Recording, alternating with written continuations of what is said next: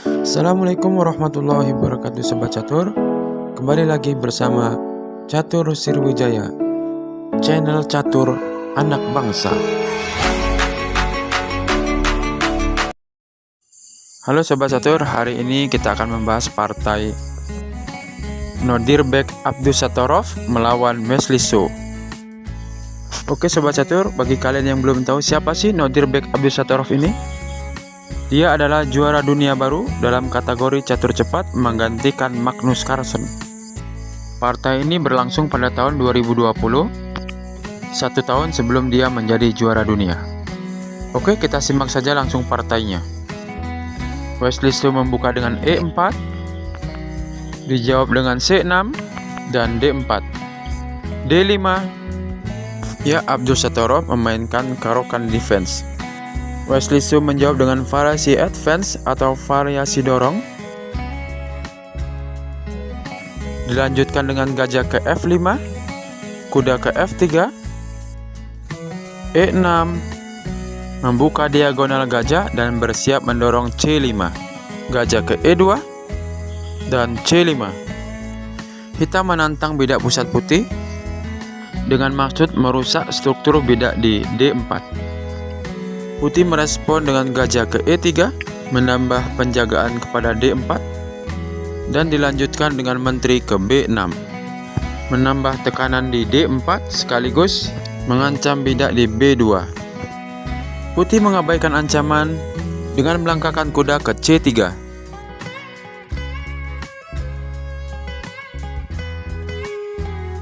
Hitam tetap pada rencananya dengan kuda ke C6, menambah tekanan kepada D4, dijawab kuda ke A4, menyerang menteri sekaligus bidak di C5, dijawab dengan menteri ke A5 skak, sekaligus mengancam kuda di A4.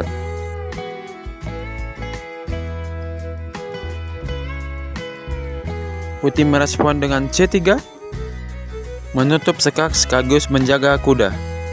Hitam merespon bidak ke C4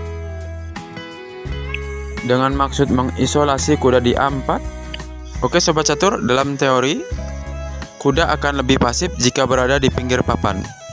Tapi putih tidak tinggal diam dengan rencana hitam. Dijawab bidak ke B4 dengan maksud memberikan jalan kuda ke B2 serta mendorong bidak ke A4.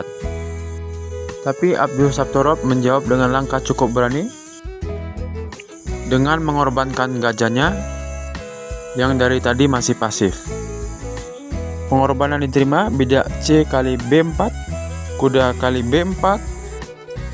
Dalam posisi ini hitam memiliki ancaman kuda di C2, double skak, dengan tujuan mengeliminasi kuda yang ada di A4.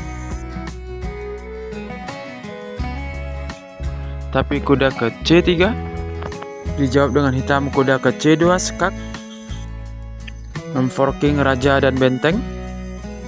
Dalam posisi ini, raja putih tidak bisa melarikan diri ke F1 karena menteri akan memukul kuda yang ada di C3. Jadi raja ke D2 dimainkan, mensupport kuda di C3, dijawab dengan kuda kali A1, menteri kali A1,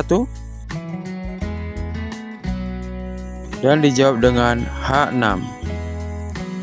Dalam analisis, sebenarnya hitam dapat unggul lebih cepat dengan memainkan B5 dengan tujuan ke B5 sekaligus menciptakan dua bidak bebas.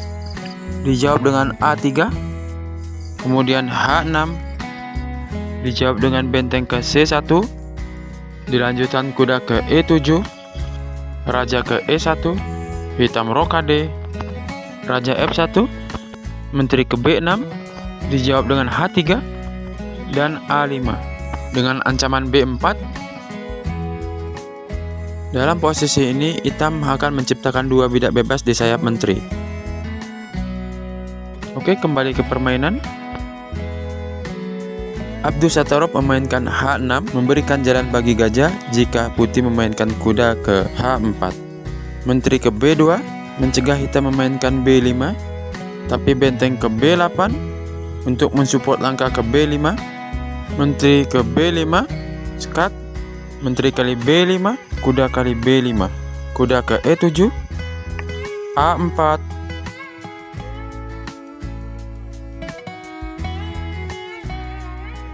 dan dijawab dengan G5. Dalam analisis komputer, seharusnya hitam melakukan rokade, dan posisi hitam jauh lebih nyaman. Tapi untungnya setelah bidak ke G5, Wesley So tidak memainkan kuda ke D6, skak, raja ke A8, H4, menyerang G5 3 kali, dijawab dengan G4, kuda ke H2, mengancam G4, dijawab dengan H5, dan F3, untuk membongkar struktur pion hitam. Dalam posisi ini menurut Stockfish, putih lebih baik. Kita kembali ke permainan. Raja ke C3, raja ke D7. Kini hitam telah menghubungkan kedua bentengnya. Dijawab dengan kuda ke D2, gajah ke G6, H4, A6 dimainkan mengusir kuda. Kuda ke D6, B5 dengan maksud menciptakan dua bidak bebas. Dijawab kuda ke F1, diteruskan dengan bidak ke B4 skak, raja ke B2, C3 skak, raja ke B3, dan kuda ke C6 dengan tujuan ke A5. Dalam posisi ini Wesley So akhirnya menyerah karena sulit bagi putih untuk menahan bidak bebas yang ada di lajur B dan C. Oke, bagaimana jika putih meneruskan permainan dengan H5? Dijawab dengan kuda ke A5 skak, raja ke A2, B3 skak, raja ke A3, B2. Dalam posisi ini sulit bagi putih untuk menahan bidak B promosi.